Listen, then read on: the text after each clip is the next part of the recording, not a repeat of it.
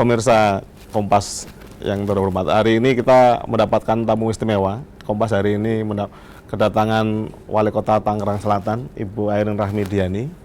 Dan kita hari ini akan berbincang-bincang tentang Indeks Kota Cerdas Indonesia yang sedang diselenggarakan Kompas saat ini.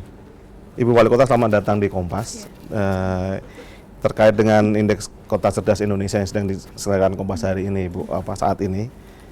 Mungkin Ibu Wali Kota bisa menjelaskan kepada kami apa yang sudah dilakukan di Tangerang Selatan terkait kota cerdas ini dan konsep seperti apa yang diusung oleh Kota Tangerang Selatan. Ya, saya maknakan bahwa smart city ataupun kota cerdas ini adalah bagaimana membuat para pemangku kepentingan ini pintar dalam arti mencintai kotanya dan mau membangun untuk kotanya. Jadi bagaimana tugas pemerintah melakukan fasilitator dan katalisator, dan juga bagaimana partisipasi warga masyarakat, dan juga bagaimana pemangku kepentingan yang lainnya, swasta juga turut bersama-sama membangun dan menata kota Tangerang Selatan.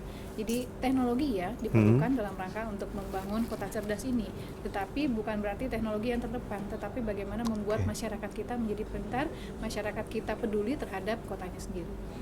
Jadi bukan kemudian semata-mata memasang semua perangkat teknologi di setiap sudut kota, itu bukan seperti itu ya, Bu ya? Itu hanya sebagai penunjang saja, tetapi bukan menjadi tujuan utama.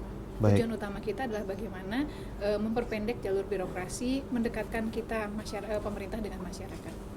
Mungkin bisa dijelaskan, Bu, selama 4 tahun terakhir ini penerapan teknologi seperti apa yang untuk membantu mendekatkan birokrasi antara masyarakat dengan pemerintah. Salah satu hal, teknologi itu digunakan dalam rangka kita memudahkan untuk bekerja, memberikan pelayanan. Contohnya misalnya untuk pendidikan, kita sudah 3 tahun yang lalu secara online kerjasama dengan Pustekom. Dan untuk di bidang kesehatan, kita sedang kerjasama dengan BPPT, bagaimana kita uji coba di tahun ini di 5 puskesmas secara online dan menggunakan KTP elektronik. Jadi tidak perlu pakai kartu apapun, warga masyarakat kan selama ini sudah gratis, jadi cukup hanya menunjukkan KTP.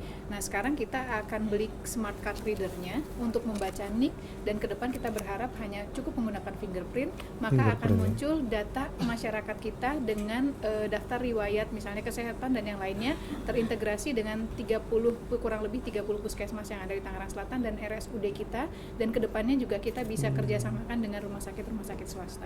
Itu teknologinya sudah siap ya, Bu ya? Sudah kita anggarkan untuk tahun ini untuk 5 puskesmas, dan alatnya sudah ada untuk card reader ini. Tetapi untuk fingerprint sedang kita mintakan kepada BPPT untuk membantu dan untuk membuat menyusun sistemnya tersebut. Jadi mudah-mudahan kalau sudah selesai di BPPT maka 2016 bisa kita lakukan. Apakah Kota Tangerang Selatan juga melakukan hal yang sama seperti di DKI Jakarta dengan e-budgetingnya, Bu? Oh iya, sudah. Jadi kemarin kita studi banding ke Surabaya, dan Surabaya sudah melakukan e-budgeting, dan alhamdulillah kita mendapatkan secara gratis sistem tersebut, dan kita kerjasamakan lagi dengan BPPT karena kan Puspitek ada di Tangerang Selatan, dan kita konten dan yang lain-lainnya sistemnya kita perbaharui, kita perbaiki, kita sempurnakan dengan karakteristik dari Kota Tangerang Selatan. Jadi kita e-budgeting sudah dengan namanya adalah Simral. Bahkan untuk e-Musrembang, elektronik Musrembang pun juga sudah kita lakukan mulai tahun ini. Jadi untuk perencanaan tahun 2016 mulai dari tingkat kelurahan, kecamatan, kota, kita menggunakan elektronik Musrembang. Semuanya, jadi masyarakat bisa memantau secara langsung ya di situ ya? Jadi ini kan masih terus kita coba untuk sempurnakan.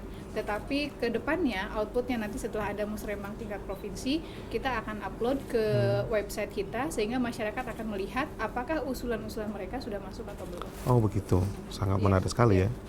Nah ini terkait Ibu menjadi Wali Kota perempuan satu-satunya di Jabodetabek ini nih, Bu. Adakah program khusus di Tangerang Selatan yang terkait kota cerdas ini khusus untuk warga perempuan ini? Oh iya pasti. Bagaimana kita terus meningkatkan pemberdayaan kaum perempuan di Tangerang Selatan dengan berbagai macam program pelatihan keterampilan, di mana bahwa kita perempuan harus punya keahlian misalnya dalam bidang hal-hal yang memang menunjang kita sebagai tugas kita seorang ibu, sebagai seorang istri, ataupun juga sebagai kita bekerja.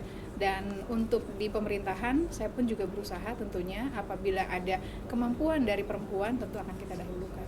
Baik. Mungkin pertanyaan terakhir, Bu, banyak concern nih dari warga Tangerang Selatan mengenai kondisi jalan nih, Bu, dan transportasi. Mungkin Bu bisa jelaskan program seperti apa sih untuk memperbaiki jalan dan transportasi? Sebetulnya kalau untuk dari data yang kita miliki, untuk jalan lingkungan, jalan kota yang menjadi tanggung jawab kami sudah hampir di atas 80%. Kita sedang berusaha sekarang jalan lingkungan tidak hanya di luar komplek perumahan, misalnya di perkampungan, tetapi kita sudah mulai masuk perbaikan jalan untuk komplek-komplek perumahan yang sudah serah terima dengan kita. Jalan kota kemarin kita perbaiki secara betonisasi, tahun ini kita mulai memperbaiki gorong-gorong dan juga trotoarnya. Nah, yang persoalan di Tangerang Selatan adalah memang jalan provinsi dan jalan pusat. Tetapi kita terus koordinasi, kita terus kerjasama, terus kita komunikasikan, kita dorong, dan alhamdulillah untuk jalan raya yang sekarang rusak, yang di Jalan Raya Siliwangi itu kan sudah masuk ke Perda Infrastruktur Banten. Anggarannya kurang lebih 155 miliar untuk fisiknya, dan pembebasan lahannya pun juga dari provinsi. Kemarin sudah kita lakukan beberapa pembebasan lahan, dan sekarang sudah mulai tendernya. Insya Allah kemarin saya telepon masih dalam tahap prakualifikasi, mudah-mudahan Mei sudah bisa jalan. Dan untuk yang di Jalan Ciputat, misalnya itu kan jalan nasional, saya sudah datang langsung ke Balai Besar menyampaikan dan mudah-mudahan segera ditindaklanjuti. Jadi terus saya komunikasi, saya koordinasi dengan tugas pokok saya tentunya bagaimana agar jalan-jalan provinsi pusat pun juga bisa segera diperbaiki. Tapi untuk jalan kota, jalan lingkungan, alhamdulillah itu sudah berjalan. Baik, terima kasih sekali Bu Sama-sama. Airin atas Ya. kehadiran di Ya, Kompas. sama-sama. Baik. Ya.